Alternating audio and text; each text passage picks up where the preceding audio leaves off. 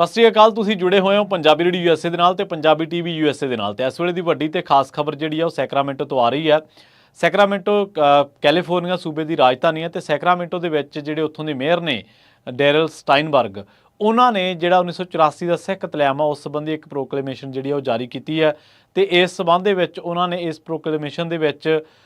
ਨਾ ਸਿਰਫ 84 ਸਿੱਖ ਕਤਲੇਆਮ ਨੂੰ ਸ਼ਾਮਲ ਕੀਤਾ, ਬਲਕਿ ਇਸ ਪ੍ਰੋਕਲੇਮੇਸ਼ਨ ਦੇ ਵਿੱਚ ਜੋ ਸਿੱਖਾਂ ਦੇ ਨਾਲ ਪਿਛਲੇ 40 ਸਾਲਾਂ ਦੇ ਦੌਰਾਨ ਵਾਪਰਿਆ, ਕਿਉਂਕਿ 40 ਵਰ੍ਹੇ ਹੋ ਚੁੱਕੇ ਨੇ 1984 ਸਿੱਖ ਕਤਲੇਆਮ ਨੂੰ, ਤੇ ਇਹਦੇ ਨਾਲ ਉਸ ਸਮੇਂ ਦੇ ਦਰਮਿਆਨ ਜਿਹੜਾ 1984 ਦਾ ਦੌਰ ਹੈ ਉਹਦੇ ਵਿੱਚ ਸ੍ਰੀ ਦਰਬਾਰ ਸਾਹਿਬ ਅੰਮ੍ਰਿਤਸਰ ਸਾਹਿਬ ਉੱਤੇ ਹਮਲਾ, ਤੇ ਇਹਦੇ ਨਾਲ ਉਸ ਤੋਂ ਬਾਅਦ ਜਿਹੜੇ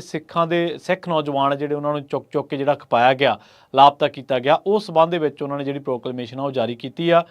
ਡੈਰਲ ਸਟਾਈਨਬਰਗ ਸੈਕਰਾਮੈਂਟੋ ਸਿਟੀ ਦੇ ਮੇਅਰ ਨੇ, ਤੇ ਉਹੀ ਸ਼ਖਸ ਨੇ ਜਿਨ੍ਹਾਂ ਨੇ ਜਦੋਂ ਜੈਕਾਰਾ ਮੂਵਮੈਂਟ ਵੱਲੋਂ ਜਿਹੜਾ 1984 ਸਿੱਖ ਕਤਲੇਆਮ ਸੰਬੰਧੀ ਮਾਰਚ ਸ਼ੁਰੂ ਕੀਤਾ ਗਿਆ ਸੀ, ਜਿਹੜਾ 350 ਮੀਲ ਤੈਅ ਕਰਕੇ ਪੈਂਡਾ ਤੈਅ ਕਰਕੇ ਸੈਕਰਾਮੈਂਟੋ ਦੇ ਵਿੱਚ ਆਪੜਿਆ ਸੀ ਕੈਪੀਟਲ ਦੇ ਉੱਤੇ। ਉਸ ਦਿਨ ਇਹਨਾਂ ਨੇ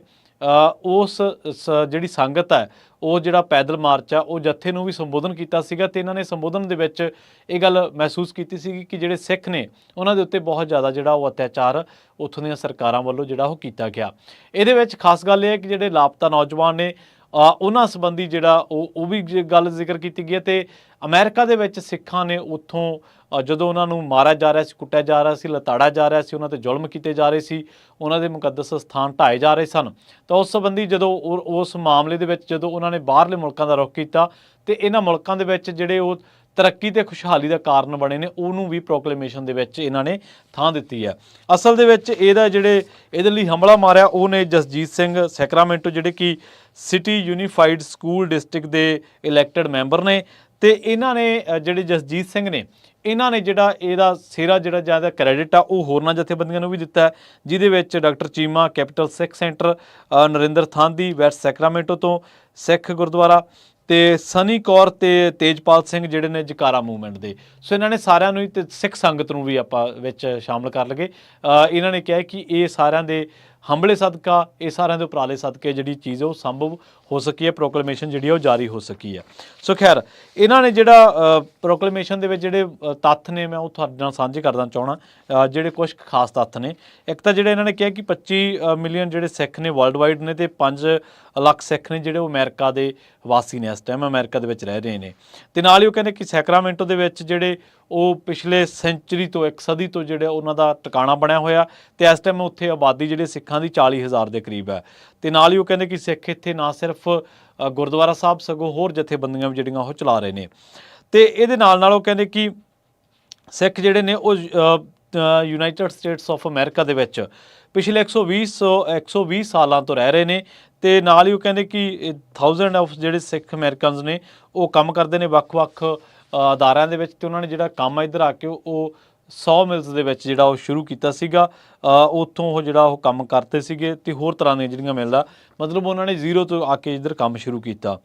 ਨਾਲ ਉਹ ਕਹਿੰਦੇ ਨੇ ਕਿ ਜਿਹੜਾ ਇਸ ਸਾਲ ਆਪਾਂ 40ਵੀਂ ਜਿਹੜੀ ਐਨੀਵਰਸਰੀ ਬਣਾ ਕੇ ਹਟਿਆ, ਜਦੋਂ ਇੰਦਰਾ ਗਾਂਧੀ ਦੀ ਸਰਕਾਰ ਨੇ ਦਰਬਾਰ ਸਾਹਿਬ ਉੱਤੇ ਜਿਹੜਾ ਹਮਲਾ ਕਰ ਦਿੱਤਾ ਸੀ, ਜਿਹਨੂੰ ਕਿ ਗੋਲਡਨ ਟੈਂਪਲ ਦੇ ਨਾਂ ਦੇ ਨਾਲ ਵੀ ਜਾਣਿਆ ਜਾਂਦਾ, ਤੇ ਦਰਜਨ ਜਿਹੜੇ ਹੋਰ ਸਿੱਖ ਗੁਰਦੁਆਰਾ ਸਾਹਿਬਾਨ ਨੇ ਉਹਨਾਂ ਨੂੰ ਜਿਹੜਾ ਪੰਜਾਬ ਦੇ ਵਿੱਚ ਉਹਨਾਂ ਦੇ ਉੱਤੇ ਹਮਲਾ ਕੀਤਾ ਸੀਗਾ। ਤੇ ਨਾਲ ਹੀ ਉਹ ਕਹਿੰਦੇ ਨੇ ਕਿ ਇਹ ਉਹਨਾਂ ਨੇ ਕਮਿਟ ਕੀਤਾ ਵਾਰ ਕ੍ਰਾਈਮ ਹੈ, ਤੇ ਬਹੁਤ ਨਿਹੱਥੇ ਲੋਕਾਂ ਨੂੰ ਤੇ ਭੋਲੇ ਲੋਕਾਂ ਨੂੰ ਉੱਥੇ ਮਾਰ ਦਿੱਤਾ ਗਿਆ।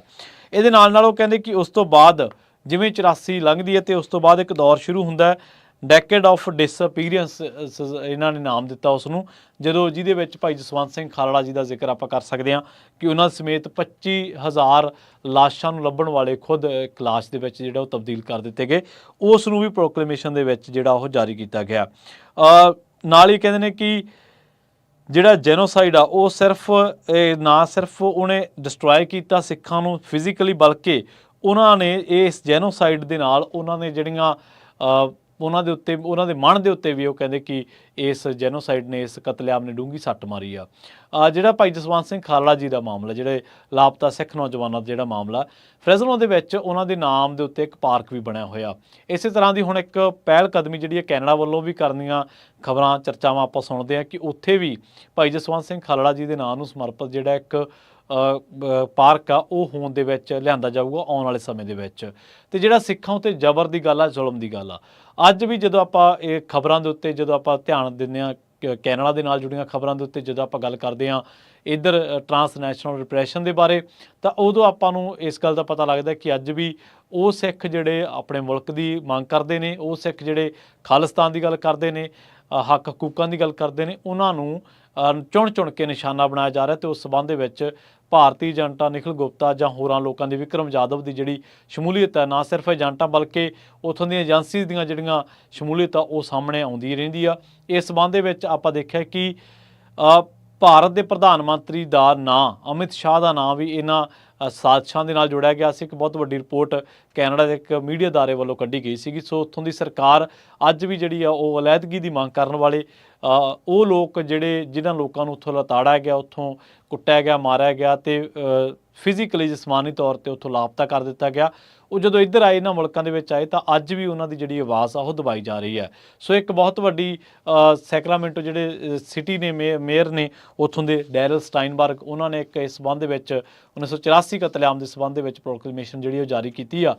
ਨਾ ਸਿਰਫ 1984 ਦਾ ਸਿੱਖ ਕਤਲੇਆਮ ਬਲਕਿ ਇਹਦੇ ਵਿੱਚ ਦਰਬਾਰ ਸਾਹਿਬ ਤੇ ਹਮਲਾ, ਸਿੱਖਾਂ ਤੇ ਹੋਏ ਜ਼ੁਲਮ, ਤੇ ਉਸ ਤੋਂ ਬਾਅਦ ਜਿਹੜੀ ਉਹਨਾਂ ਨੂੰ ਲਾਪਤਾ ਕੀਤਾ ਗਿਆ, ਇੱਕ ਡੈਕੇਡ ਆਫ ਡਿਸਅਪੀਅਰੈਂਸਿਸ ਉਹਨਾਂ ਦੇ ਨਾਮ ਦਿੱਤਾ। ਸੋ ਉਹਦਾ ਵੀ ਇਸ ਪ੍ਰੋਕਲੇਮੇਸ਼ਨ ਦੇ ਵਿੱਚ ਜ਼ਿਕਰ ਹੈ। ਤੋਂ ਉਹਨਾਂ ਨੇ ਇਹ ਵੀ ਕਿਹਾ ਕਿ ਸਾਨੂੰ ਮਾਣ ਹੈ ਕਿ ਸਿੱਖ ਜਿਹੜੇ ਨੇ ਉਹ ਇੱਧਰ ਵਸਦੇ ਨੇ ਤੇ ਇਸ ਮੁਲਕ ਦੀ ਖੁਸ਼ਹਾਲੀ, ਇੰਟੀਗ੍ਰਿਟੀ, ਇਸ ਮੁਲਕ ਦੀ ਜਿਹੜੀ ਸ਼ਾਨ ਹੈ ਉਹ ਉਹਨਾਂ ਨੇ ਬਹਾਲ ਕੀਤੀ ਹੋਈ ਆ ਤੇ ਆਰਥਿਕ ਤੌਰ ਤੇ ਉਹ ਇਹਨਾਂ ਮੁਲਕਾਂ ਦੀਆਂ ਤਰੱਕੀਆਂ ਦੇ ਵਿੱਚ ਯੋਗਦਾਨ ਪਾ ਰਹੇ ਨੇ। ਤੁਹਾਡਾ ਸਾਰਿਆਂ ਦਾ